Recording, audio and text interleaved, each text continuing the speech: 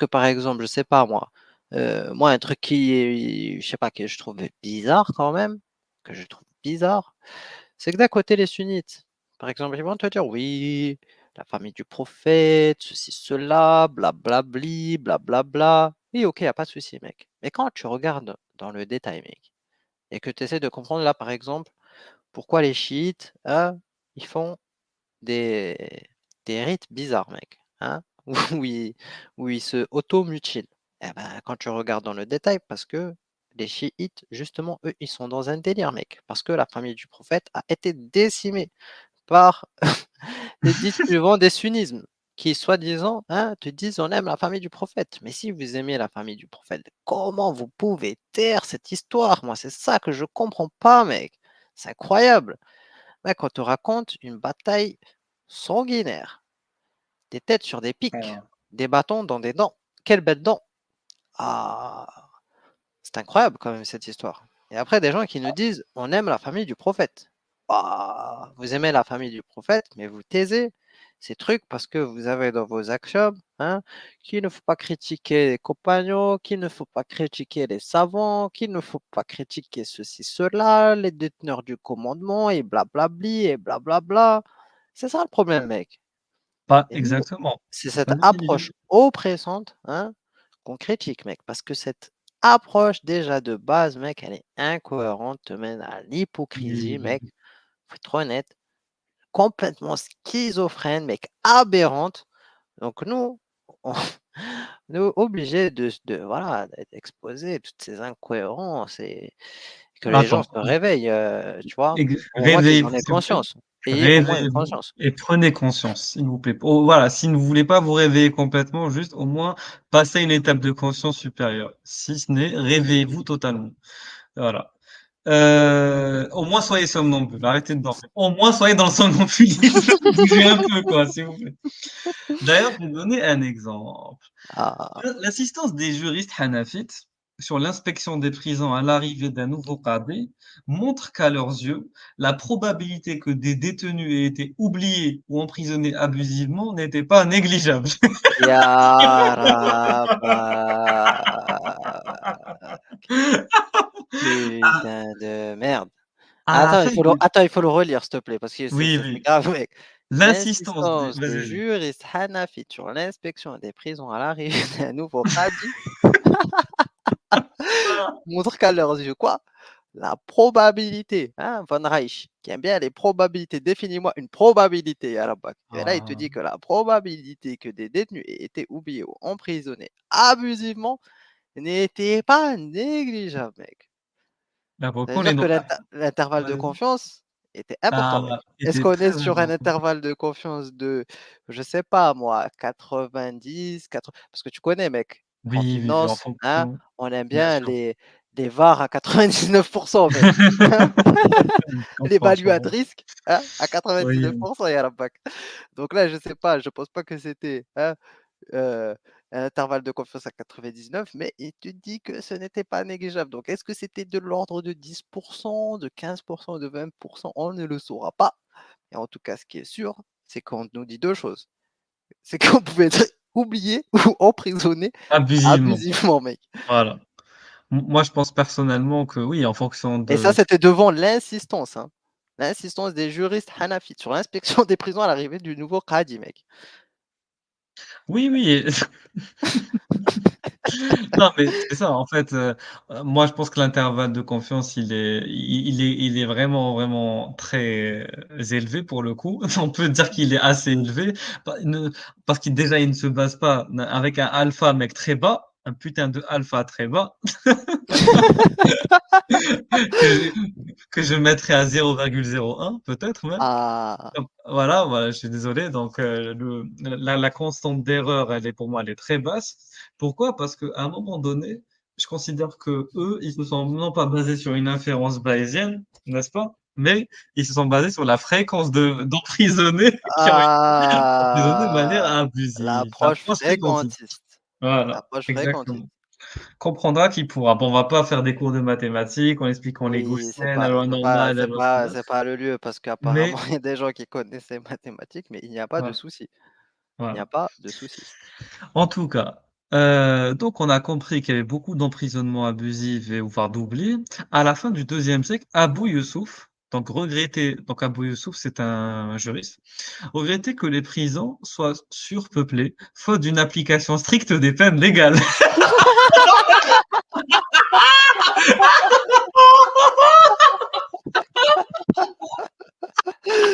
Ya Rabbi. Putain, putain, putain. Il n'y a pas assez de morts, il n'y a pas assez de morts.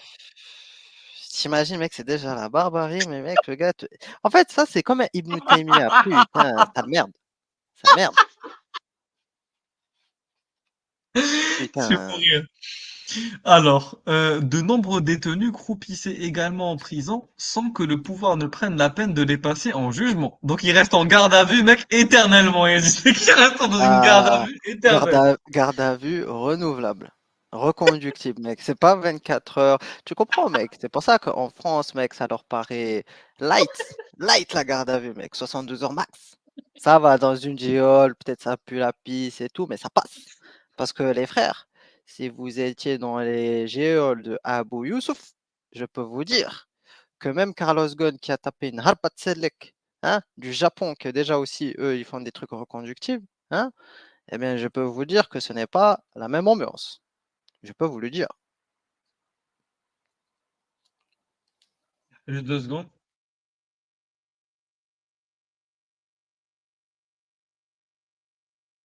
Non, ouais. Ouais, désolé, je suis en train d'écrire un message. Alors le truc, c'est quoi? C'est que donc je continue la suite, qui est vraiment exceptionnelle. J'adore. J'ai trouvé ce texte par hasard en plus en voulant me documenter sur le fait.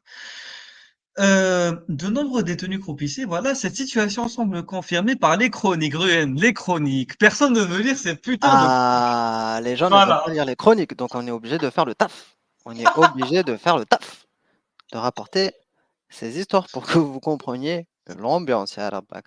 Ça me fait marrer, mec, lorsque j'ai entendu Ibn Battuta un jour quand même dire, hein, nous dire, mais les gars, vous dites que le système islamique, il est oppressif. Mais comment un mec comme Maïmounide aurait pu écrire ses ouvrages si, hein, il était oppressé? Ça prouve bien qu'il y avait une tolérance. Putain de merde, Il putain n'a de rien merde. compris. Il n'a rien compris.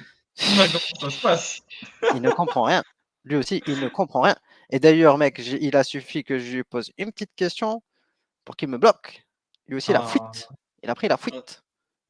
parce qu'il te parle de Maïmonide, mais il comprend pas que Maïmonide était le médecin du calife. C'est-à-dire qu'à un moment donné, il y Ah. a, il y a quand même des priorités. Je vais peut-être tuer le juif, mais derrière, je vais perdre mes enfants. C'est ça le problème.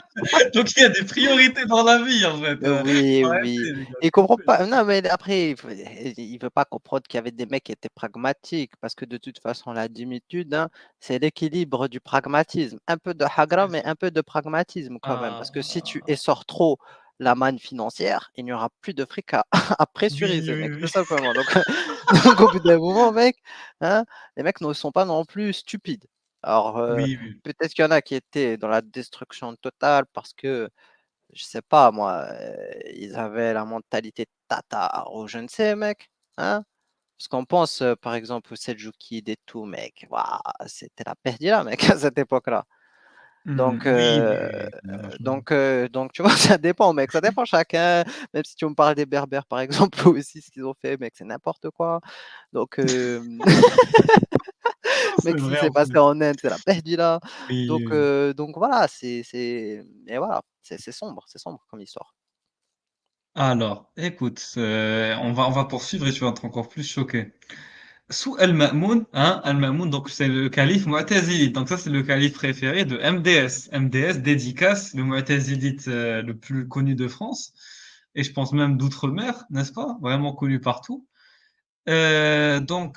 Al-Ma'moun, c'est le premier calife dit mu'tazilite. Et qu'est-ce que qu'on te dit que sous Al-Ma'moun, un petit voleur, hein, non, j'allais dire Redouane Faïd, mais non, du coup, un petit voleur condamné par la shurta donc c'est la police, à 2 ans de prison pour avoir volé un vêtement à 2 dirhams. Il a volé un putain de vêtement à 2 dirhams. Hein, je sais pas, il a volé genre un vêtement Zara, un truc comme ça, je sais pas moi ce qui ça vaut combien. En tout cas, il fut oublié dans sa geôle. il a été oublié dans la geôle. Donc il vole un vêtement à 2 dirhams et tu oublié dans ta geôle. Là, pour ceux qui voudraient nous aider à essayer de déterminer combien vaudrait 2 dirhams avec, notre argent actuel, ce serait intéressant de faire l'exercice d'ailleurs, voilà.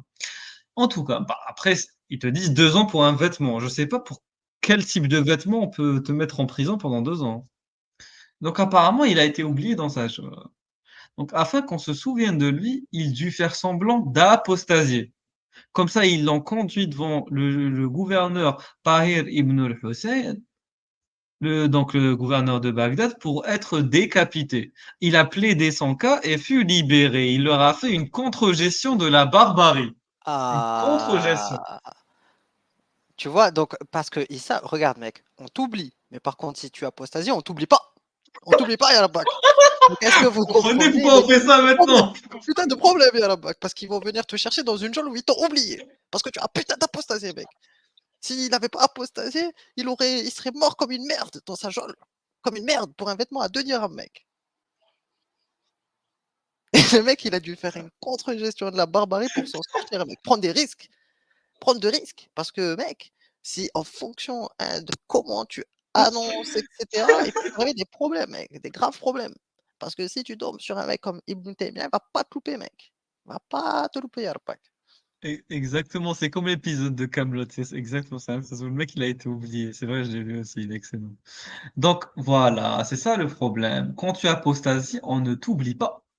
Voilà, on ne t'oublie pas, au contraire. Mec, on l'a ramené chez le gouverneur. Mec, c'est ce qui va nous arriver. C'est ça que vous comprenez pas. C'est ce qui va nous Oui, arriver, les gars. Ce qui oui, va nous oui. arriver. Mec, c'est ça le problème. T'imagines, pour un vêtement à 2 dirhams, on l'a oublié dans une geôle, hein, miteuse, puante, hein. Mais lorsqu'il a apostasié, on l'a amené devant le gouverneur. Rendre des comptes. Tu dois rendre des comptes. Ah là là là là. Non, Et donc, les gens, là, il faut vraiment se rendre compte. Franchement, je crois que cette histoire, elle montre vraiment, je pense, ce qu'est l'apostasie. Parce que vraiment, cette histoire, elle est vraiment oui, incroyable, mec. oui, On oui, est en oui. train de dire, les gars, je ne sais pas si vous imaginez la violence de ce texte, mec. La violence de ce texte. Un texte qui te dit, t'es dans l'oubli d'une prison, d'une putain de prison, mec. Hein, on t'a oublié à la bac. Mais le moment, mec, où tu as apostasié, on te ramène devant le putain de gouverneur. Même pas le Qadi, mec, le gouverneur. Il va te piner. Il va te piner ta race. Mec, il va te faire la là. Mec, Mais, il voulait le décapiter. Il voulait le décapiter. Donc, c'était rare, ah, c'est bon, c'est la fin. C'était la fin. Il a dû faire, ah, il a dû faire un plaidoyer, mec, pour s'en sortir. Il a dû faire un putain de plaidoyer pour réussir à s'en sortir. ah, tu vois, c'est ça le problème. Les gens ne comprennent pas. Ils sont en train de nous dire, hein, montrez vos sales gueules, hein, pour qu'on finisse devant le gouverneur, mec. Putain de merde. Moi, j'écoute Razi, mec. Je suis désolé, hein. Je vais pas faire les erreurs des gens du passé. Oui, oui, clairement. Ne vous inquiétez pas, on va pas tomber dans le piège. C'est des gens qui peuvent nous faire tomber dans le ravin. Nous, on va passer sur le côté. On va passer sur le côté. Exactement. Aïe, aïe, aïe. Donc, les gars, si vous voulez montrer votre tête, faites-le, mais ne nous entraînez pas dans votre chute, s'il vous plaît. Laissez-nous tranquilles. Nous voulons vivre. Donc, en 295, donc après l'Hégire, donc en Xe siècle, début Xe siècle, peu après son avènement, le calife El-Muqtadir ordonna d'élargir tous les prisonniers, donc élargir, c'est libérer, tous les prisonniers qui n'avaient pas d'accusateur, après que le Qadi Abu Ammar ait examiné leur cas. Cette mesure ponctuelle d'amnistie, donc c'est comme aujourd'hui la grâce présidentielle, c'est dans certains pays, laisse entendre que ou la grâce royale d'ailleurs, laisse entendre que les prisons étaient alors engorgées d'individus qui n'auraient pas dû s'y trouver, mec. Engorgés, mec. C'est Yara, des innocents, regarde, mec. Là, pour le coup, tu connais la phrase. Mec, on est tous innocents en prison. Ça vient de là, regarde. Ça vient de là, ah, on est tous innocents en prison. On est tous innocents. putain de merde. Aïe, aïe, aïe. C'est Mec, des hard, mec. prisonniers qui n'ont pas d'accusateur. Mec, le système, il est hard. Après, ils nous disent, Oui, mais nanani, vous La critiquez, c'est trop justice! dur, la Oui. justice, vous avez lu la charia, je sais pas quoi, mais qu'est-ce que tu me racontes, mec? Peut-être que tu aurais été dans ces prisons. Réfléchis, réfléchis, mec. Peut-être que tu te serais retrouvé dans des sales histoires. Déjà que à l'heure d'aujourd'hui, vous êtes dans des sales histoires, les gars. Vous êtes dans des sales histoires et vous nous reprochez à nous de ne pas être dans des sales histoires et de vouloir rentrer dans des sales histoires. Je ne comprends pas. Oui, oui, oui, clairement, clairement, clairement, clairement, c'est n'importe quoi. Mais attends, je continue le texte parce qu'il est là, excellent. Donc, les qadis étaient souvent accusés d'emprisonnement arbitraire ou pour le moins injustifié. Donc là, on est on rapporte que des qadis, donc des juges, étaient accusés d'emprisonnement arbitraire ou injustifié. Donc la justice à cette époque, hein, les chroniques nous ont ramené qu'elle était calamiteuse, catastrophique, injuste. Donc elle est dysfonctionnelle. Parce qu'une justice injuste, c'est un pléonasme. Donc c'est ce qu'on appelle une dysfonction du système judiciaire. Donc certains semblaient plus enclins que d'autres à exploiter le principe de ta'zir. Ah, ils utilisent le ta'zir. Voilà, c'est ça le problème. C'est ça le problème. C'est ça le C'est problème. très, très, très, très. Mais finalement, en fait, euh, ouais, bon, c'est très, très sombre, mec. C'est très, très sombre. Parce que justement, Oui, on se rappelle William qui avait d'ailleurs très bien débattu face à certaines personnes qui avaient rappelé cette règle juridique du tazir, mec. Et là, nous, on voit qu'apparemment certains avaient l'air d'en abuser. oui. Ils avaient l'air d'en abuser parce que ça laisse la discrétion au qadi. C'est De ça le choisir problème. le Mais le châtiment pro adéquat. mais le problème, mec, c'est que c'est pas forcément mauvais. Parce que qu'est-ce qu'on se rappelle? La fameuse histoire avec Ibn Taymiyyah, le blasphémateur chrétien et le qadi, justement, qui n'a pas voulu lui appliquer la peine du Oui, blasphémateur. oui, Peut-être oui. qu'il voulait lui appliquer un tazir. Et donc, mec, Ibn Taymiyyah il a dit non, stop, ça suffit, les gars. Il faut appliquer la peine. Et si le qadi ne veut pas appliquer la peine, on va lui appliquer la peine sur lui, parce qu'il n'a pas voulu Ah, appliquer la peine. Et donc, on va piner les deux. Donc, tu vois, mais c'est ça le problème, mec. Donc, c'est ça le problème. C'est non, ça mais le problème. là, le problème, oui, c'est ça le problème, c'est justement qu'il y a des qadis qui utilisent le châtiment discrétionnaire pour pas appliquer les hads. Je vais vous expliquer, attends, je vais récapituler pour certains qui ne comprennent pas. En islam, quand on parle de peine légale, il y a ce qu'on appelle les hudud. Les hudud, étymologiquement, ça veut dire quoi? C'est-à-dire la limite. Tu as dépassé la limite, donc Allah, il va te rentrer dans la gueule. Donc, tu as lapidation, ta flagellation, ta, bah, juste, tout simplement, pragmatisation directement, crucifixion, je te coupe une main, je te coupe la jambe opposée. Voilà, il y a tous ces hudud. Tous ces hudud. Voilà, ça c'est vraiment les peines légales. Ensuite, il y a les peines discrétionnaires. Dans les peines discrétionnaires, tu peux avoir la flagellation aussi, mais en général, les peines discrétionnaires, donc, elles vont pas t'emmener à la mort. Elles vont juste te faire souffrir ou te faire souffrir financièrement avec des amendes ou te mettre en prison. Voilà, ça, les peines discrétionnaires. C'est le but, c'est justement de ne pas appliquer les peines totales, légales, divines, les hudud. Ce qu'on appelle les peines discrétionnaires, qu'on appelle ta'zir, châtiment discrétionnaire. Mais tu as des califes, excuse-moi, tu as des qadis, donc des juristes, qui exploitaient trop le TAZF. C'était trop. C'était trop.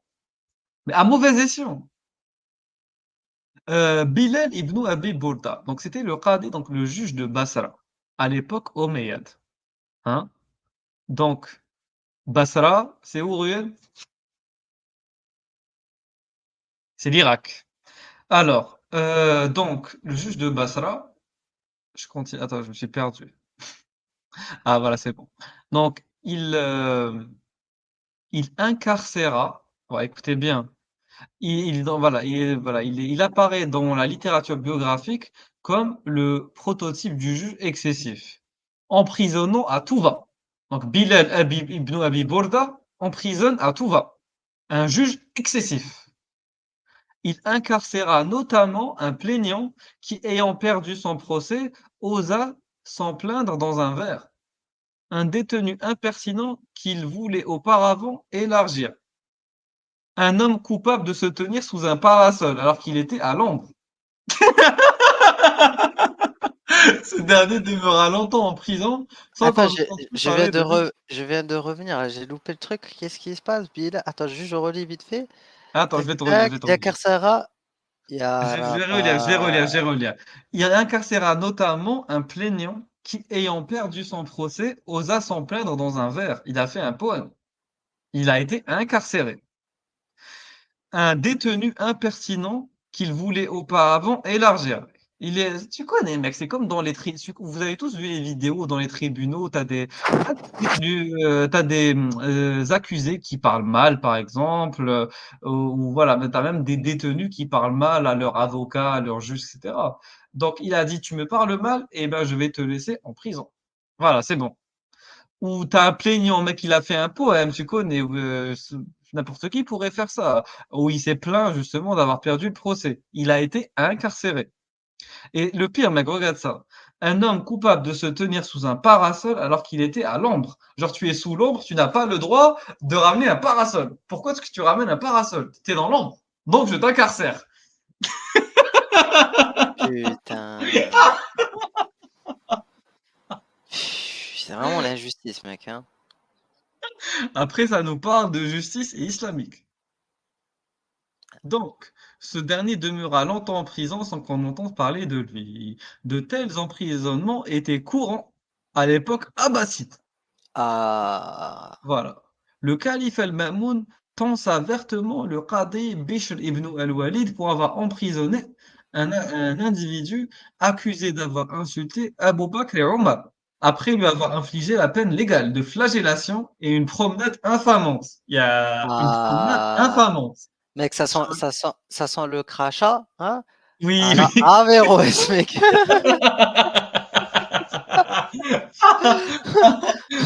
C'est horrible, c'est horrible. Ensuite, vers 212, donc après l'hégire, à Foustat, un plaideur qui venait de perdre son procès s'en prit verbalement au Qadi ibn al-Munqadir, qui le jeta en prison jusqu'à sa révocation au bout de 2 ans. Donc, mec, tu te prends 2 ans de prison, hein, pour voilà, une insulte peut-être envers le Qadi. 2 ans de prison. Mec, c'est trop, bezzaf. Une quinzaine d'années plus tard, le qadi de Bagdad, Hayat ibn Bijl, emprisonnant un étudiant inattentif. Je vais mourir, c'est trop, mec, j'en ai marre. Mais mec, c'est trop, j'en ai mourir. Non, Mais là, mec, c'est tu trop. vois, Là, c'est trop, mec. si tu n'es pas attentif à la madrasa, hein, tu vas finir en prison. Et là, ça te donnera peut-être une raison d'apostasie pour le coup, mec. Non, mais là, c'est trop, même. T'imagines? Mais en fait, le problème actuel, si tu appliques ce système en France, c'est que qui vont, toute l'école toutes les prisons vont se remplir. Toutes les prisons vont se remplir. Oui, oui, oui, oui, faut être honnête. Mohammed ibn Surpopulation carcérale. Mec, on est même plus dans on est dans l'hypercarcération là, c'est bon mec, on a dépassé le truc. Mec, Mohammed ibn Abda ibn Wahab, qadi de Fustat, incarcéra un de ses témoins instrumentaires pour être arrivé en retard à l'audience. Ah, tu es arrivé en Ah, retard. Je te mets en prison. Il ne fut libéré qu'au terme d'une intercession en sa faveur. Je ne te libère que si tu as des relations, sinon je te laisse en prison. Sale merde. mec, imagine ce qadi-là, à notre époque, par exemple, un gars qui arrive pour une affaire, je sais pas, il a perdu son permis pour des affaires de stupéfiants, il a plus de permis et il arrive en voiture, mec. Qu'est-ce que ce qadi lui aurait fait? Qu'est-ce que ce qadi lui aurait fait, mec?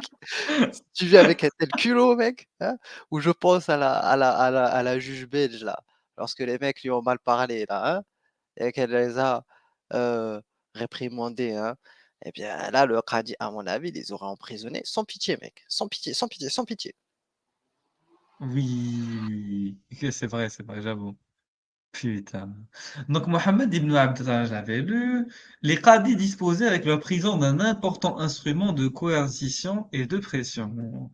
Vers le 210, donc après l'Hégire, le qadi de Basra, donc en Irak, vous vous souvenez, Ismaël ibn Muhammad, mécontent d'un de ses amis, le menaça de le jeter en prison s'il avait le malheur de repasser par la rue où il habitait. Ah mec, là c'est trop mec. Mec, ça devient vraiment de Oui, la oui. tyrannie, hein, mec. Non, non, Mec, là, c'est trop, non, là, là c'est c'est trop.